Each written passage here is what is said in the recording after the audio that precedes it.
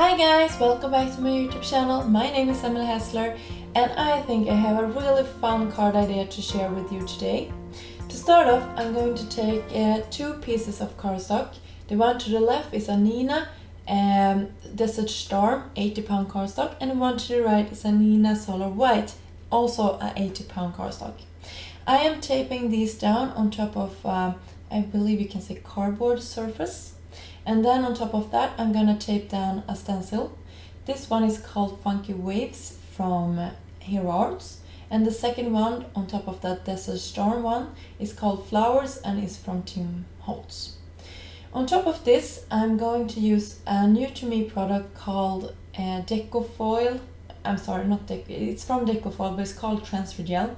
And it's this medium that you can use to transfer your foil with. So it's a really fun product, and this was actually the first time I used it. Something that I was thinking about when I used this product was to put down a really thin coat of this product and make it smooth. In the end, you will actually see that that was a good choice, because you can, if you look closely, see that where I didn't like put on a even coat, or where I missed a spot, or it was like a bump in it, that will show up in the foiling. So if you want it smooth and be like perfect, then you have to do it carefully when you apply it with your tool. I left this a couple of hours to dry. I don't think it takes a couple of hours to dry like this, but I had errand to do, so I left it, and when I come back it was clear. And that is how you know that this product is ready to take to the next step.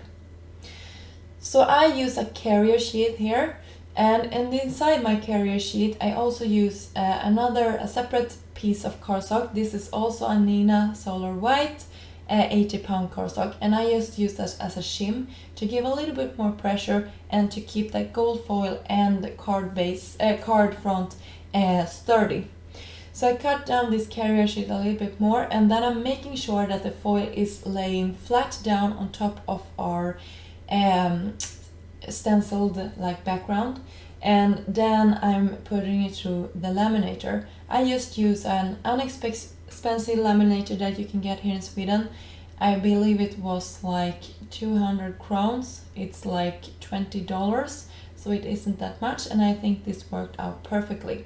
When it had cooled down a little bit, I don't think it has to cool down, I just waited a little bit anyway, then I peeled off that paper, and you can see how beautiful that result is. It really is spectacular in real life, and I hope the camera is picking it up. That excess piece that you saw, that you can use actually to create a second card if you wanted to. I will not do that today. So now I'm doing the same thing with the other piece of cardstock that we created, and you will see the result here.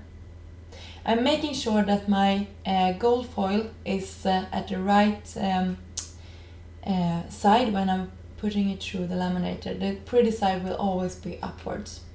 So here you can see, this is so pretty, and here you can see them side by side. They are really spectacular.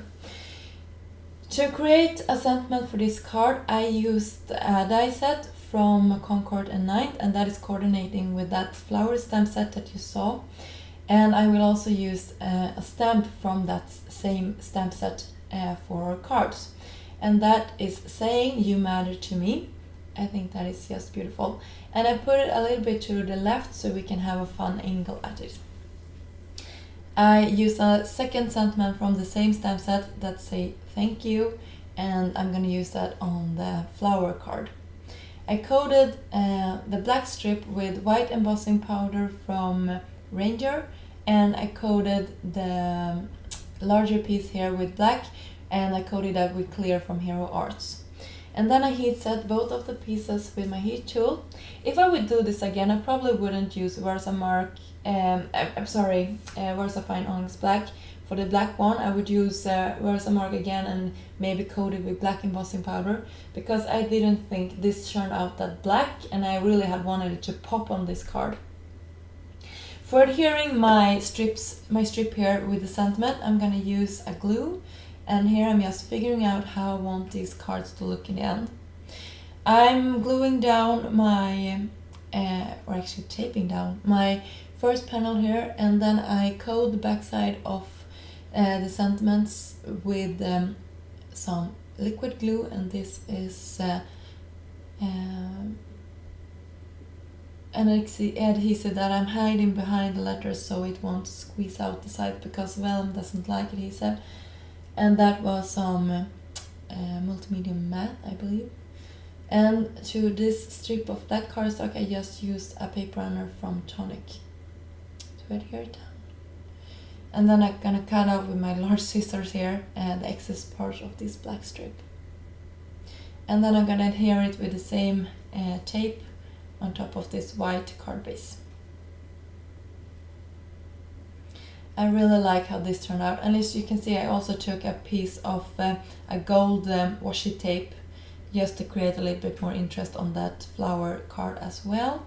And to embellish these cards I'm going to use some pretty pink par sequins, and this is in the clear finish, and I've really been loving this, and if you follow me on my social medias you know I can't have enough of these. I'm using them on nearly every product that I do, so of course I had to have them on this one too. So I really like how these two cards turn out, and if you want to try it, it was really easy. All you need is a transfer gel and stencils and paper and the laminator, and then you're good to go. And I believe you can do whatever, you can do your own stencil, and that would be so much fun. So let me know guys, did you like these cards? Leave a comment down below, and I soon will be back with more videos. Hopefully I will inspire you to create something your own. Until next time, I hope you have a fabulous day. Bye guys!